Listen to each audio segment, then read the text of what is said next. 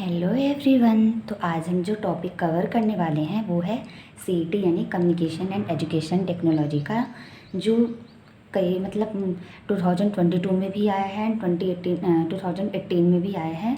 तो टॉपिक क्या है कि role of counsellor in counselling, यानी एक काउंसलर का क्या रोल होता है काउंसलिंग की प्रोसेस में। ठीक है, तो पहला पॉइंट है इस्टेब्लिशिंग अ थेरापेटिक रिलेशनशिप, मतलब पेशेंट के साथ थेरापेटिक रिलेशनशिप इस्टेब्लिश करना, ट्रस्ट का रिलेशनशिप इस्टेब्लिश करना। Building trust and rapport, counsellor create a safe and confidential space where client feel comfortable sharing their thoughts and feeling. मतलब कि counsellor को जब कोई काउंसलिंग या कोई पेशेंट काउंसलिंग के लिए आया है या कोई इंडिविजुअल पर्सन काउंसलिंग के लिए आया है, तो काउंसलर को उस काउंसलिंग का रूम का एटमॉस्फेयर ऐसा रखना चाहिए कि सेफ, पेशेंट वहाँ सेफ फील करे और साथ ही साथ कॉन्फिडेंट फील करे। अगर पेशेंट जो इंडिविजुअल जो पर्सन या जो काउंसलिंग के लिए आया है, तो अगर वो सेफ फील करेगा, तो कंफर्टेबल फील करेगा, तो जो अपने जो थॉट्स है, जो फीलिंग है, जो भी उसके मन में डाउट्स हैं या जो भी उसके आइडियाज़ आ रहे हैं जिसको भी लेकर वो क्या करेगा कि जो काउंसलर है उससे अपने जितने भी थॉट्स हैं, जो फीलिंग्स हैं, वो सारी शेयर करेगा, जिससे कि काउंसलर को आइडिया मिल जाएगा कि काउंसलिंग की जो इंडिविजुअल है उसकी मेन प्रॉब्लम क्या है। तो ये तभी हो पाएगा जब वहाँ का एटमॉस्फेयर सेफ होगा, कंफर्टेबल होगा, जिससे जो क्लाइंट है उसको काउंसलर पे ट्रस्ट हो और वो अपनी सारी इन्फॉर्मेशन काउंसलर के साथ शेयर कर सके। नेक्स्ट पॉइंट है इसी में active listening and empathy. They actively listen to clients, demonstrating empathy and understanding to build a strong therapeutic alliance.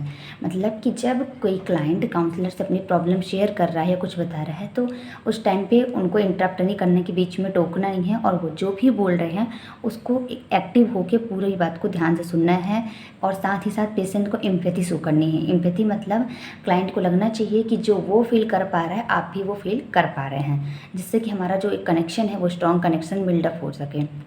Non judgemental attitude, counsellor maintain a non judgemental attitude allowing client to explore their experiences without fear of criticism. Counsellor का attitude कैसा होना चाहिए? Non judgemental, मतलब अगर counselling या client जो आया है, अगर कोई क्लाइंट आया है काउंसलिंग के लिए, तो वो जो भी अपनी प्रॉब्लम शेयर कर रहा है काउंसलर से, तो काउंसलर को उस बेसिस पे क्लाइंट को जज नहीं करना है। क्लाइंट जो भी अपनी प्रॉब्लम शेयर कर रहा है उस बेसिस पे काउंसलर क्लाइंट को जज नहीं करेगा, क्योंकि वो अपने जो एक्सपीरियंसेस थे, जो पास्ट एक्सपीरियंसेस थे, वो सारी चीज़ें जो उसके थॉट्स थे, फीलिंग्स थे, वो सब शेयर करेगा। तो अगर काउंसलर का नॉन जजमेंटल एटीट्यूड होगा, मतलब वो क्लाइंट को जज नहीं करेगा, तो जो क्लाइंट होगा वो बिना किसी डर के अपनी सारी प्रॉब्लम शेयर कर पाएगा। तो एस्टेब्लिशिंग थेरेपेटिक रिलेशनशिप का पहला पॉइंट हो गया कि हमें ट्रस्ट बिल्डअप करना है, क्लाइंट जो भी बोल रहा है उसको ध्यान से सुनना है, क्लाइंट जो भी बोल रहा है उसकी बातों को जज नहीं करना है, ताकि वो अपनी प्रॉब्लम शेयर कर सके। नेक्स्ट पॉइंट है इसी में असेसमेंट एंड एक्सप्लोरेशन। जिस बेसिस पे हम ये पॉइंट डिस्कस कर रहे हैं, ये पॉइंट काउंसलिंग प्रोसेस के स्टेप में भी आते हैं। जैसे पहला पॉइंट हमने जो देखा है ना, इस्टेब्लिशिंग थेरेपेटिक रिलेशनशिप, ये काउंसलिंग प्रोसेस के जो क्वेश्चन है ना, स्टेप्स ऑफ काउंसलिंग प्रोसेस, तो उसमें पहला पॉइंट यही है कि इस्टेब्लिशिंग अ थेरेपेटिक रिलेशनशिप। तो अगर आप रोल ऑफ काउंसलर आ रहा तो उसमें भी आंसर लिख सकते हैं, अगर स्टेप्स ऑफ काउंसलिंग प्रोसेस आ रहा है तो उसमें भी आप ये आंसर लिख सकते हैं। तो डबल आंसर का काम करेगा ये। नेक्स्ट है असेसमेंट एंड एक्सप्लोरेशन। ये जब काउंसलिंग प्रोसेस के जो स्टेप है ना, उसमें सेकेंड स्टेप क्या होता है? असेसमेंट, जिसमें हम डाटा कलेक्ट करते हैं।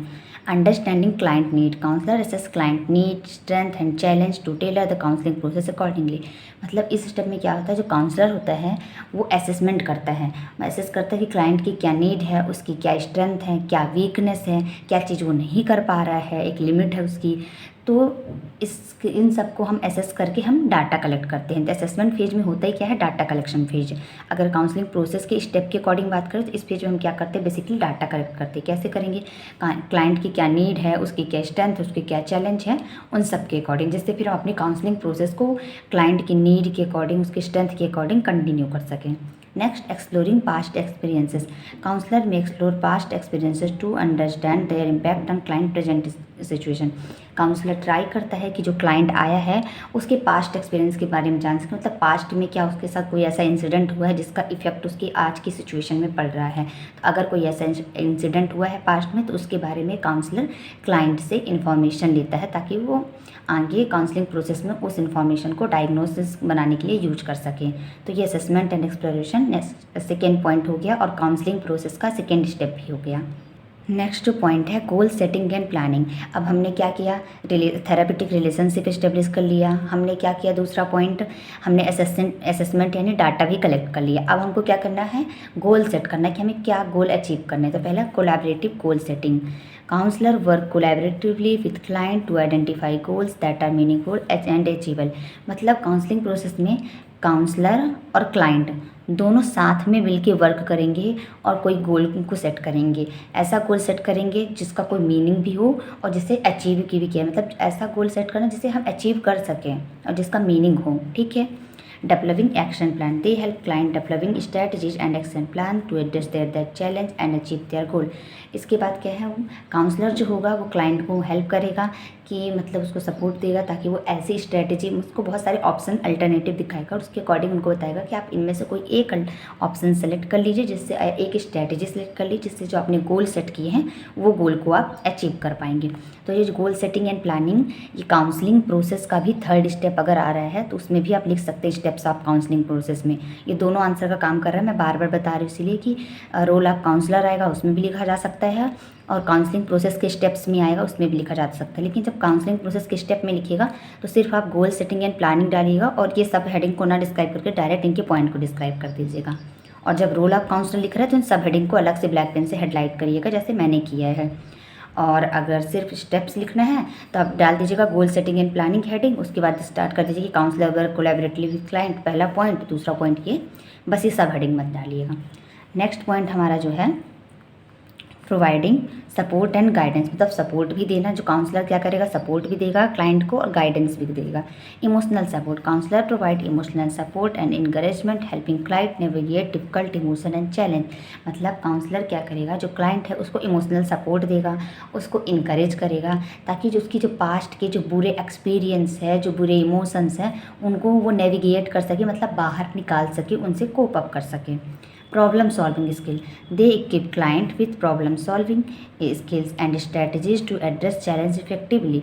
मतलब काउंसलर क्या करेगा, क्लाइंट को बहुत तरह की प्रॉब्लम सॉल्विंग स्किल बताएगा जिससे वो खुद की प्रॉब्लम को खुद सॉल्व कर सके और उसके बारे में ये भी बताएगा कि वो इन स्ट्रेटजी को कैसे फॉलो कर सकता है अपनी प्रॉब्लम को सॉल्व करने के लिए।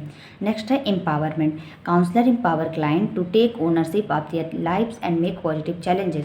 मतलब कि काउंसलर जो होगा वो क्लाइंट को एम्पावर करेगा, इनकरेज करेगा, उससे बोलेगा कि आप अपने लाइफ के जो डिसीजन उन्हें खुद लीजिए और उसमें ऐसे पॉजिटिव चेंजेस लाइए जिससे आपकी लाइफ कैसी हेल्दी हो जाए।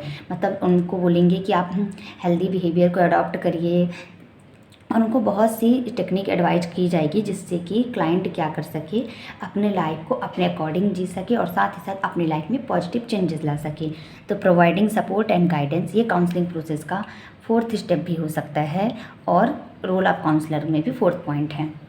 नेक्स्ट पॉइंट अब लास्ट में जब आता है एक सेकेंड, जब आप काउंसलिंग प्रोसेस लिखेंगे ना, काउंसलिंग प्रोसेस के स्टेप्स लिखेंगे तो उसमें इस पॉइंट का नाम आप इम्प्लीमेंटेशन लिख दीजिएगा।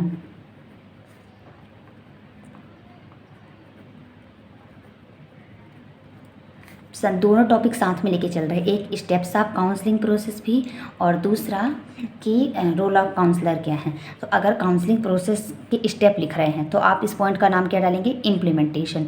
और अगर रोल ऑफ काउंसलर लिख रहे हैं तो आप पॉइंट का नाम क्या डालेंगे, प्रोवाइडिंग सपोर्ट एंड गाइडेंस। तो आपका डाउट क्लियर, हम साथ ही साथ दो टॉपिक क्लियर कर रहे हैं, 5 मार्क्स के दो टॉपिक क्लियर कर रहे हैं और एक ही तरीके से हम दोनों टॉपिक के आंसर को कैसे लिख सकते हैं ये भी क्लियर कर रहे हैं। नेक्स्ट है टर्मिनेशन एंड फॉलोअप, ये काउंसलिंग प्रोसेस के स्टेप का लास्ट स्टेप होता है और रोल ऑफ प्रिपरेशन में भी रोल ऑफ काउंसलर में भी लास्ट स्टेप होता है। सबसे पहला reviewing progress, counsellor review the client progress and celebrate their achievement. Counsellor क्या करता है, देखता है कि क्लाइंट प्रोग्रेस कर पा रहा है नहीं, उसके बिहेवियर में चेंजेस आ रहे हैं कि नहीं, वो हेल्दी बिहेवियर अडॉप्ट कर पा रहा है कि नहीं, जो उसकी प्रॉब्लम थी वो सॉल्व हो रही कि नहीं, और साथ ही साथ अगर जो गोल सेट हुए हैं वो अचीव कर लेता है क्लाइंट तो क्लाइंट को उसमें उनके साथ सेलिब्रेशन भी करते हैं। नेक्स्ट है planning for the future. They help client plan for the future and develop strategy for maintaining their progress. वो मदद करते हैं, मतलब जो काउंसलर होते हैं वो क्लाइंट को मदद करते हैं कि ताकि वो अपनी फ्यूचर के लिए कुछ प्लान कर सके, और अगर फ्यूचर में कोई प्रॉब्लम आती है तो उसके लिए क्या स्ट्रेटजी बनाए जिससे वो आगे जाके प्रोग्रेस करते जाएं। तो काउंसलर क्या करेगा, क्लाइंट को मदद तो करेगा कि अपने फ्यूचर के लिए प्लान बनाए, साथ ही साथ उनको ऐसी स्ट्रेटजी भी सिखा देगा कि अगर फ्यूचर में कोई ऐसी प्रॉब्लम आ रही है जिससे वो आगे प्रोग्रेस नहीं कर पा रहा है तो उन प्रॉब्लम से कैसे डील करना है। नेक्स्ट है follow up. Some counsellor may offer follow up session to monitor client progress and providing ongoing support.